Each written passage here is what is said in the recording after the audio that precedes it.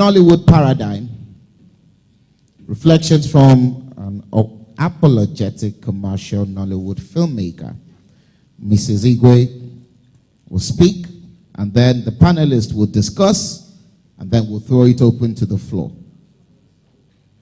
Thank you very much, Mrs. Igwe.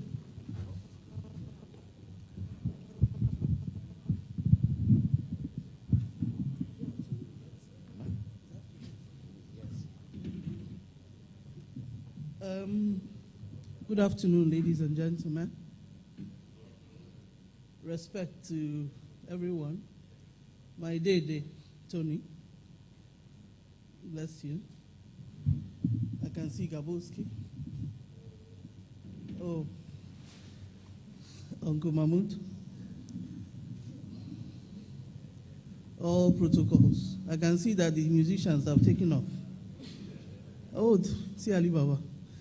You and I have issues. You know it now. I want to thank the organizers for inviting me. And I want to kill Tracy Hidero for leaking my secrets, which is that I do not apologize about being a commercial filmmaker. You know, this issue came up when people started dividing. Oh, we make film for aesthetics. And, you know, film is this and that. And I said, I make mine to make money. I've got bills to pay. My children are in school. And that's what I've done right from the days of Checkmate, because I come from a big business background and joined the industry. Where is Uche? Okay. I want to make something very clear. I said I will say it because in the past how many weeks, there's been an argument about whether I'm Nollywood or not. I'm in the fringe because I do not do guild activities anymore.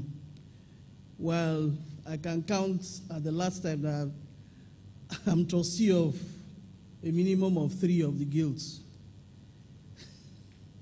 And Nollywood is in Surulere. So if you are not in the guilds, then you are not Nollywood. And these are lovely pictures I stole from my friend, Opon. This one about the slippers. That one looks like Ibinabo's shoe, but it's not Ibinabo.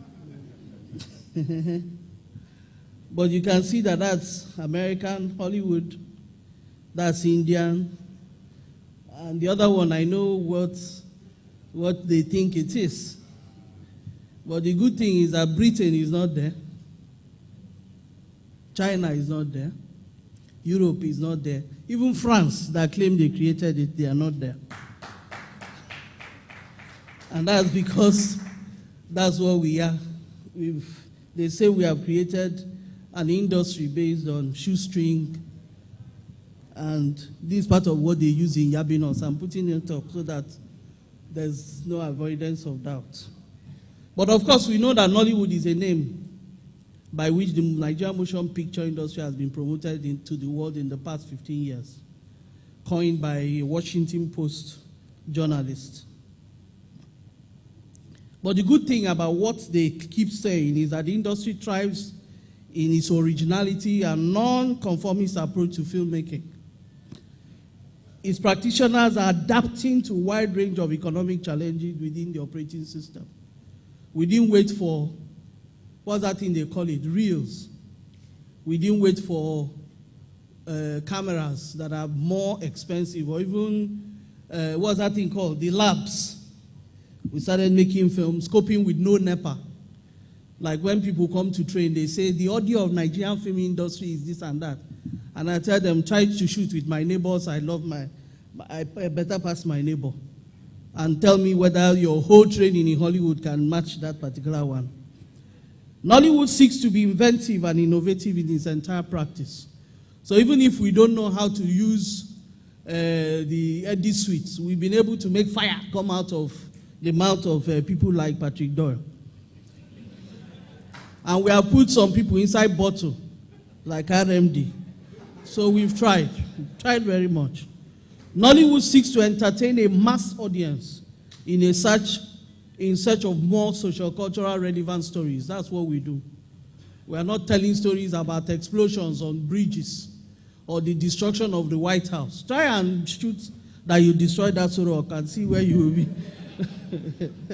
We tell social relevant stories like what the witchcraft neighbor has done.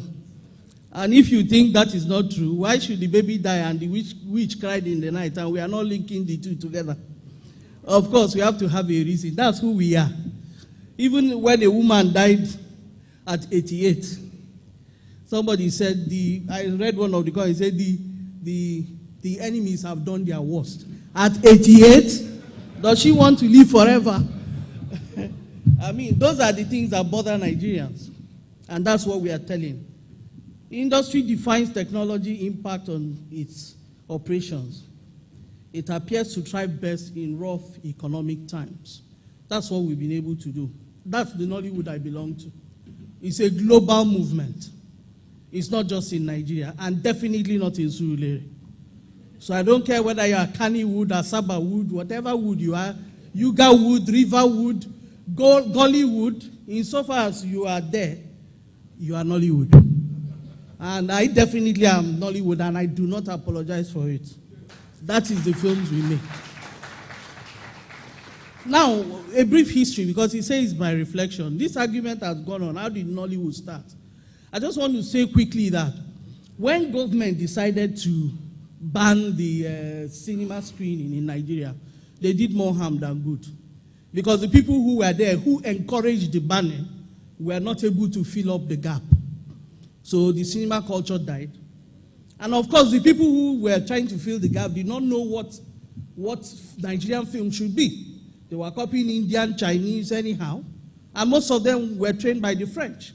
And French believes only the avant-garde and the rich people should make films. So, okay, people like us who did not train in France, who were not allowed to make films. They did not understand the Nigerian audience at all.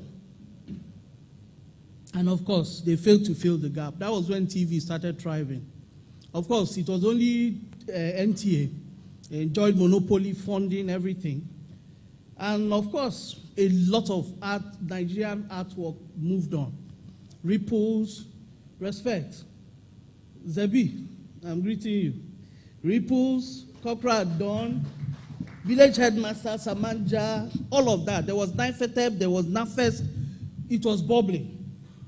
And of course, they stopped making films with this celluloid. They started making films with video because around that same time, video was born. But the crazy thing was that independents were born around that time. People started making soaps. That was in the days of Mirror in the Sun. We saw it. Ripples came on, Checkmate. A lot of talents grew. A lot of people wanted to make these things. And of course, they did not find, because there was monopoly in NTA, there was a problem. You could not just make a soap and then get there and get airtime. Definitely, sponsorship was also an issue. So people were making so many things. Around the same time, there was a revolution. The VHS came up. And of course, Nigerians all bought their video machines and all. There was nothing to watch apart from Sound of Music and Hey Ha of China and India and all of that. So, and of course, our electronic dealers, very ingenious, decided to put in things on those particular tapes. And one of such people was Kenneth Nibwe of Living in Bondage. Of course, around that same time, another great thing happens. Nigerian television decided to ban their members from acting inside the films inside there. Most of them left. They imported Mexicans to replace things like Checkmate. Again, they did not understand the audience. The stage was set. Uche. Okay. Now, with a population that loved its own production, disenfranchised by NTA, a dejected, ill-motivated NTA workforce, a teeming population of people who wanted to express themselves on television, traders looking for how to sell their blank tapes, Kenneth Nibwe put together Living in Bondage, using all these angles, and made that particular soap. Living in Bondage. And for me, that was when Nollywood, as presently constituted, was born. There's a lot of argument about people making film before they even Kenneth made film before that time. I will also argue that Mike Ori Hedimma was making films in Onitsha. Also, some films were being made in Edo State. But this particular movement, as we know, it was started from that time. That Living in Bondage took on both television stars, television producers, and made that first film, Living in Bondage. We gave birth to quite a number of things. People consumed Living in Bondage. Ken makes a lot of millions. People wanted a piece of the action.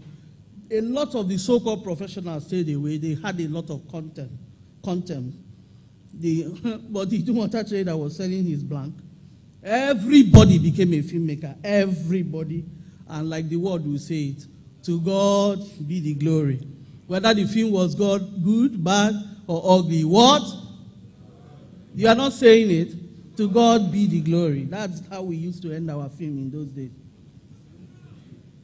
Okay, people embraced it. A lot of the professionals were very jealous. They were not interested.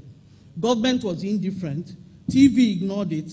They did not just know that they were battling for their audience. The Yoruba film industry, I must say, remained consistent. They were doing their traveling theater. They continued with it the way it was. Some professionals saw the future and joined in. Financial institutions did not feel it. Academics had disdain, but people invaded it. Overnight filmmakers showed up, and lines like, I has a script. I get a lot of those calls. Excuse me, I has a script. You know? And some traders say to some filmmakers, now my line is not working anymore. But na line, that is, put me in this film line. Everybody wanted to make a film, which is good. Because film is a language. You have something to say, do what? Say it. And even technology is helping. You can shoot films with your phone now. My sister got an expensive phone for her ordination. And I said, have you started using the phone? He said, no, but it's a fantastic camera.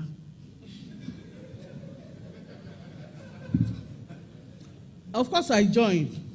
I already had a production company which was making soap. I'm making a lot of money by itself. I understood the mass market, that's my company, but I needed to learn film. It's aesthetics, it's business, it's technology, and it's future, which is part of what I'm reflecting today. We invested in training, a lot of it. We chased technology. Each one that came out, we bought.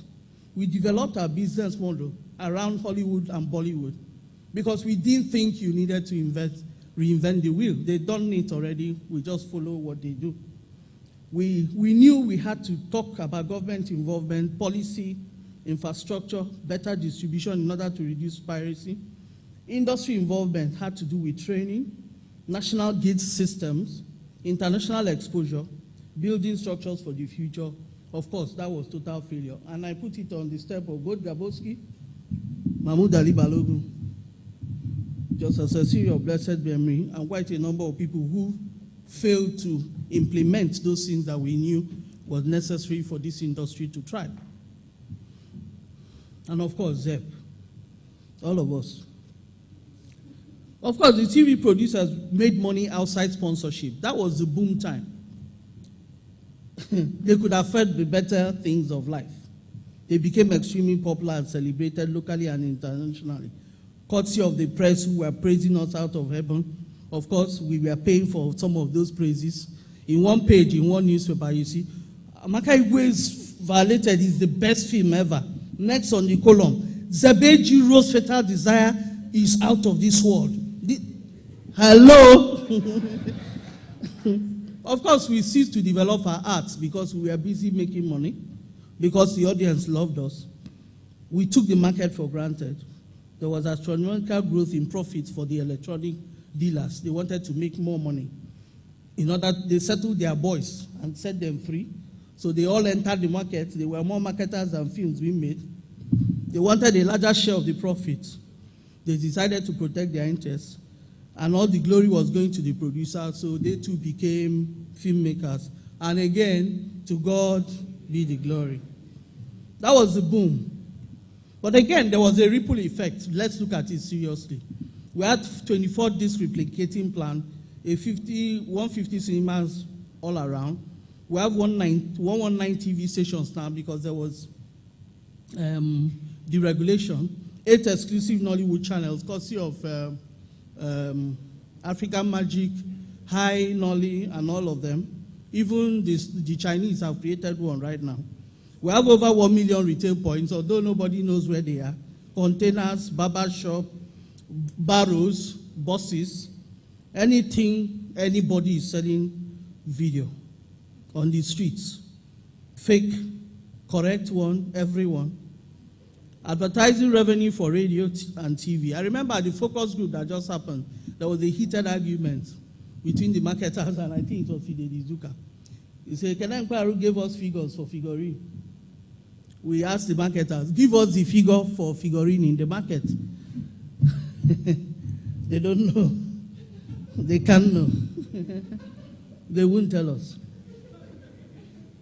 So contribution to gross domestic product of the nation, staple viewing all over Africa and in the diaspora. If you want to dispute it, go to Zanzibar and find out what they watch there, the remote parts of Africa. Of course, there's cultural impact, and I made bold to say that we affected the music industry. We were the ones that taught them how to make music on their keyboards. They started making music for us, Michael Liam and Co., for us to put on our, you know, when you hear, and you think somebody is about to die. We taught them all of that. So people became bold and started making music. They were singing. I mean, we made, for Rattlesnake, for instance, we made 3 songs. And they were good songs. You know, maybe not the one Chocolate City will buy, but people were buying it. And they too had their own boom because everybody was making music. There's creative section, social, cultural, so much. Local film festivals, awards, market, local actors are now brand ambassadors. They are making 15 million, some 70 million. They are not giving the producers, so we are busy fighting ourselves. The economy, of course, if you look at those figures, you know the economy has been affected. But I can tell you one thing, this is not reflected anywhere in government book. It's not. Because majority of this thing is in the hands of the pirates. If you doubt it, ask Fidel Izuka. When he was going to release his film, the pirates told him, we'll give you 1 week, and for that, pay me 500,000. And he paid, though, but within 3 days, they say your 1 week is up. And they sold it. Am I lying? I'm lying.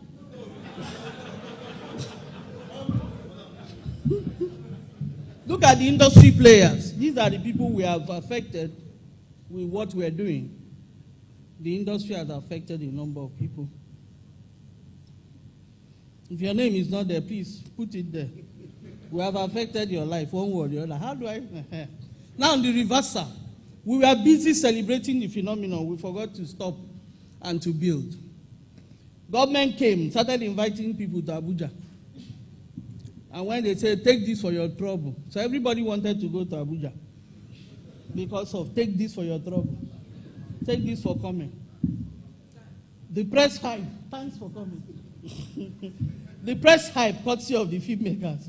They started believing their own hype, even if they paid for it. The faithful audience is taken for granted. We now have film, Port 1 to 8. Asaba Wood, help you.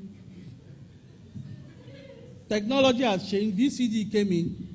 So the whole blank tape problem became an issue. Because now you cannot bring out tape. You have to pay for the replication. Voila, bust. So when you advertise your film, you have money for only 5,000 copies. Pirates movie. No wonder we have 82% piracy in the film industry. Of course, foreign interest came. They were taking us all over the world to talk about the phenomenon. We are going, selling it to them, and taking thanks for coming. TV resurgence with the regulation. Of course, the tyranny of the associations, I told you. Instead of facing the issue of professionalism, the association became monsters as far as I'm concerned. They became the issues.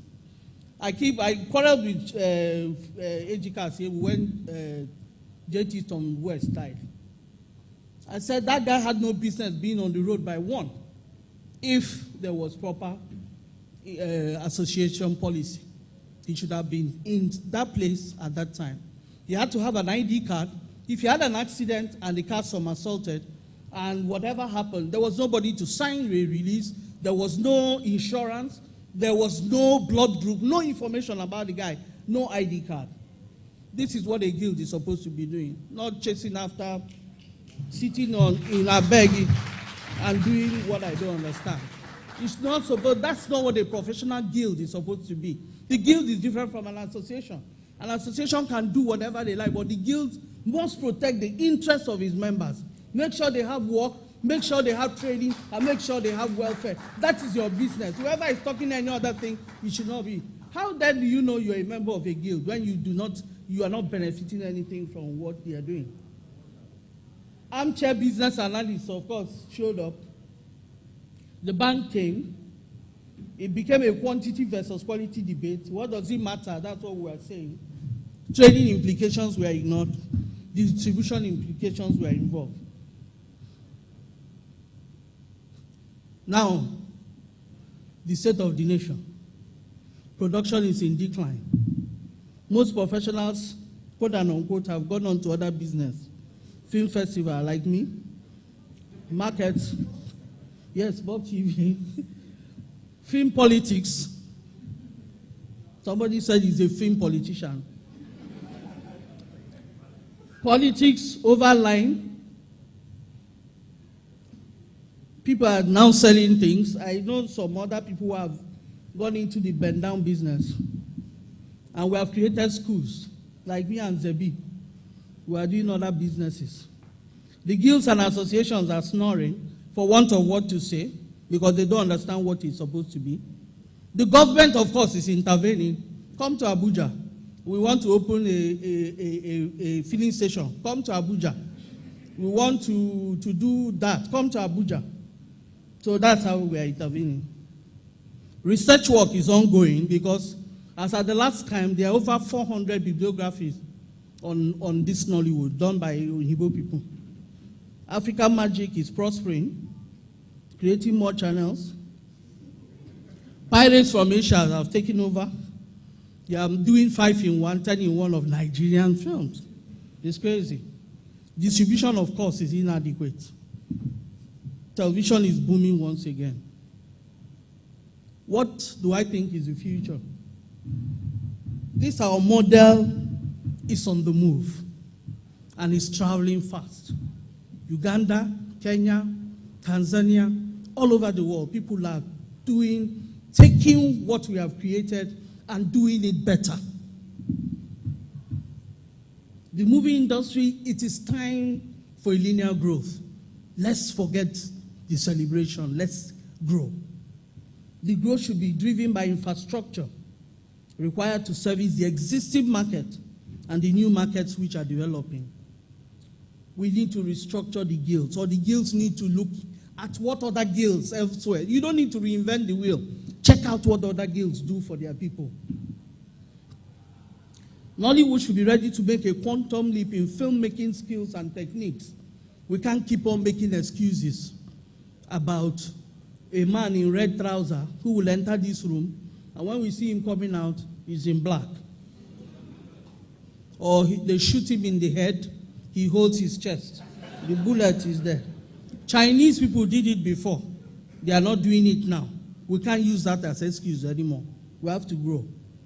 We should also look at using our power and skills for modern and historical documentation, education, cultural preservation, and dissemination of Nigeria. It is our duty. Whether we like it or not, what we are putting out is what the world thinks about Nigeria. When Charles and I traveled recently, somebody, when he said his name was Igwe, they started bowing to him. You are a prince or something. He said, no, that's my name. They say it's a lie. Igwe means prince. This is in faraway South Africa. And that's courtesy of Nollywood. And especially my people, the Igbo people, who don't understand that they are selling their culture, the good, the bad, and the ugly. New media is around. We should leverage the penetration and look at the impact that will have on this modern day miracle that is Nollywood.